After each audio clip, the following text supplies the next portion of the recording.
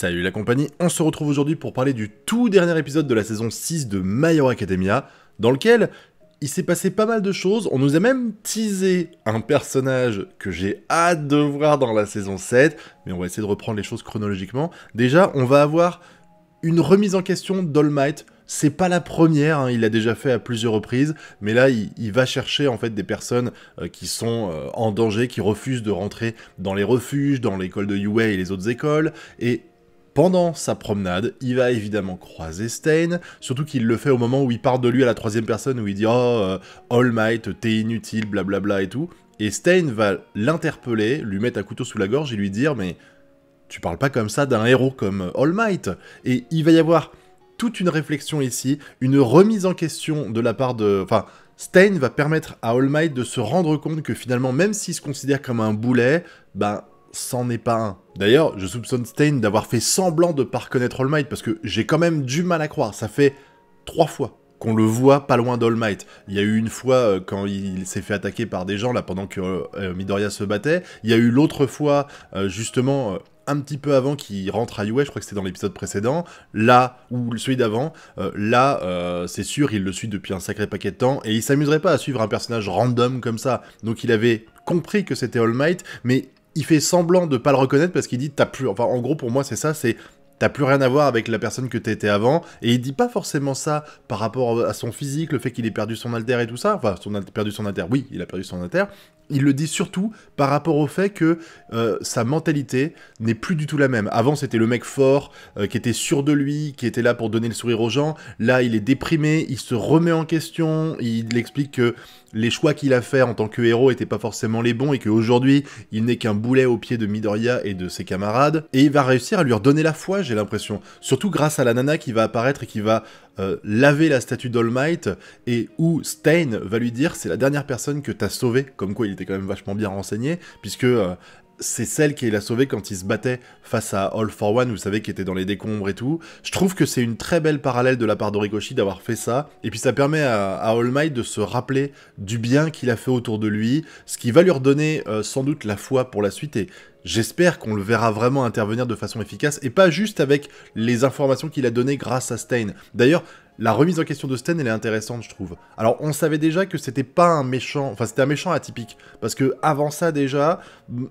il disait qu'il l'œuvrait pour le bien. C'est pas le genre de mec qui va tuer des civils, braquer des banques pour se barrer avec la thune aux Caraïbes. Non, lui, s'il tuait des héros, c'était parce qu'il estimait que ces héros n'étaient pas légitimes. Alors ça reste quelque chose d'illégal et de pas bien, on est d'accord, mais il y avait des principes. Et ces principes ont fait qu'il respecte beaucoup All Might et qu'il respecte également Midoriya, on l'avait vu quand il s'était affronté. Et là, en fait, il va continuer sur sa lancée, puisque... quand on va avoir le flashback sur, je crois que c'est Jakku, la prison, dans laquelle il était enfermé,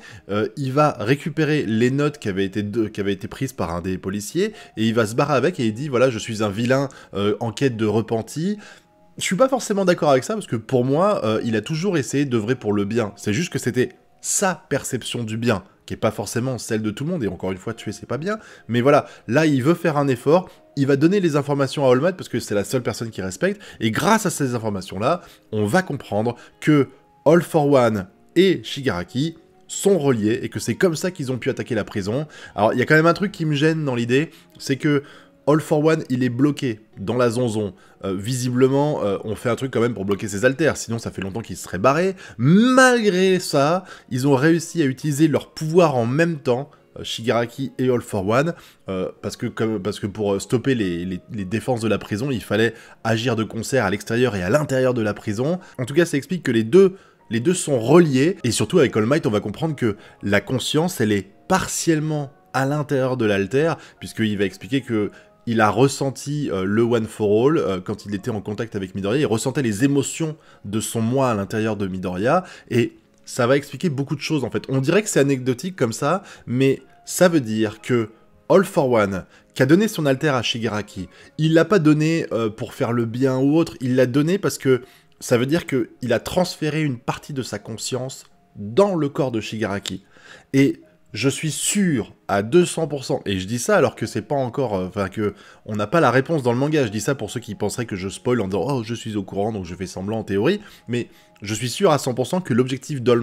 for One, pardon, depuis le début, c'est de prendre possession du corps de Shigaraki. Rader la gueule de All for One, il est obligé de se déplacer avec du matériel médical, sinon il survit pas, il a plus de nez, il a plus de yeux, vraiment, il va pas bien, quoi, donc transférer son corps dans celui d'un jeune homme qui a un pouvoir aussi pété, que je soupçonne toujours que c'est All for One qui lui a donné, un pouvoir aussi pété que la désintégration,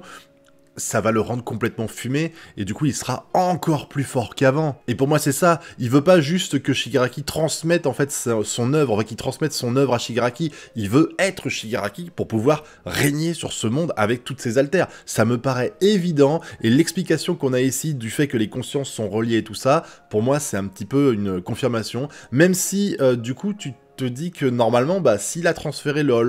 All for One chez lui et que lui il a qu'une copie, ça veut dire qu'en fait maintenant ce qu'il y a dans All for One, c'est lui plus son ancienne, enfin une partie de sa conscience qui a été copiée qui est là. Est-ce qu'il a vraiment besoin, enfin j'ai du mal à saisir, je sais que c'est compliqué comme notion, mais ça veut dire qu'il y a une partie de sa conscience qui est dans le corps de Shigaraki, il a encore l'autre partie de sa conscience chez lui, et il a une copie de la partie de sa conscience qui est dans Shigaraki en lui. Je sais, c'est un peu bizarre, mais du coup, pourquoi il a fait ça? Bah j'imagine que c'est parce qu'à un moment donné, il aura besoin de... Quand Shigaraki, son corps sera prêt, il aura sans doute besoin d'intervenir, parce qu'on a vu, quand il y a eu la bataille, là, que de temps en temps, All for One essayait d'imposer des choses à Shigaraki, et que Shigaraki est contre, donc je pense que s'il veut réussir à tenir pleinement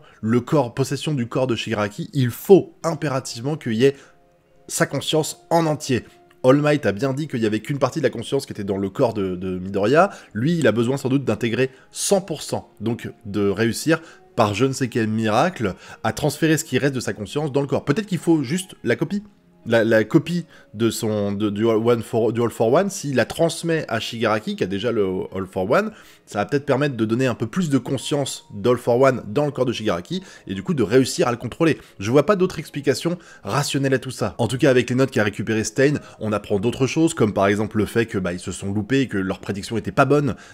Shigaraki, il va être prêt beaucoup plus tôt que prévu. Visiblement, il reste 3 jours, alors qu'il pensait avoir à peu près un mois, je crois, si je dis pas de bêtises, donc il faut qu'ils interviennent vite, parce que là, si Shigaraki arrive à être à 100%, ils sont vraiment dans la merde. Et là, on va avoir une partie qui est également très intéressante, c'est le fait que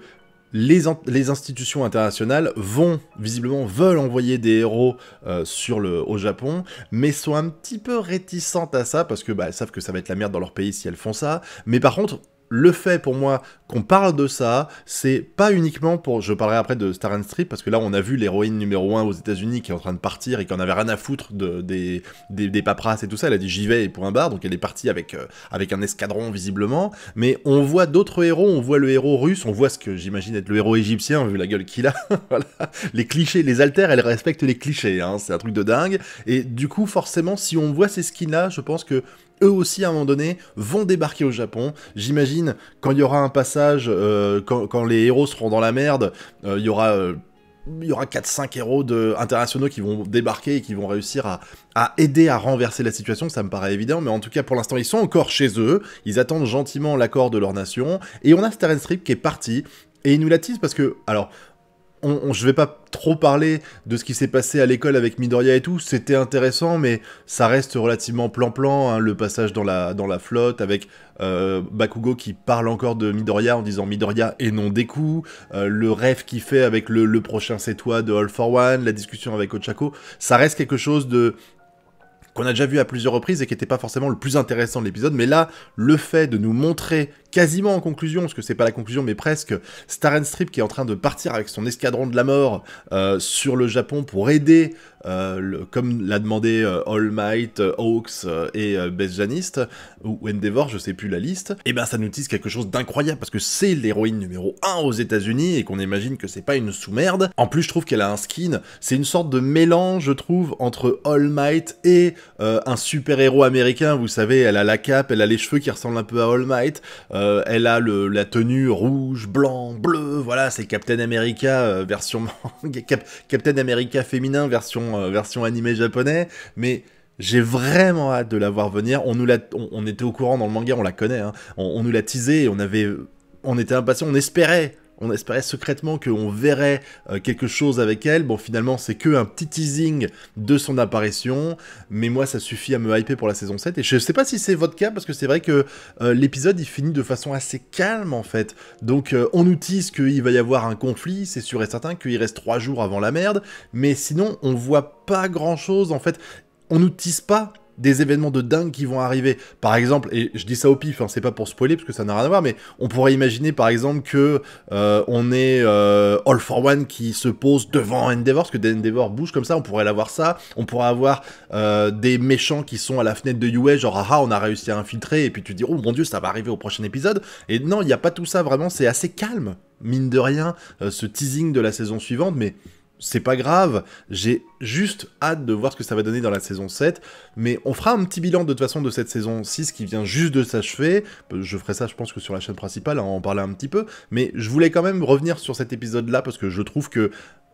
sur le papier, on a l'impression qu'il s'est pas passé grand-chose, mais quand on gratte un petit peu à la surface et qu'on réfléchit au fonctionnement des haltères, à l'arrivée des héros internationaux et tout, on a appris quand même beaucoup d'informations intéressantes qui serviront pour la suite, et je vais pas en dire plus, sinon je vais spoiler, donc maintenant, dites-moi ce que vous en avez pensé dans la zone commentaire, n'oubliez pas également le pouce bleu, l'abonnement et le partage. Quant à nous, on se retrouve bientôt pour de prochaines vidéos. Tchuss!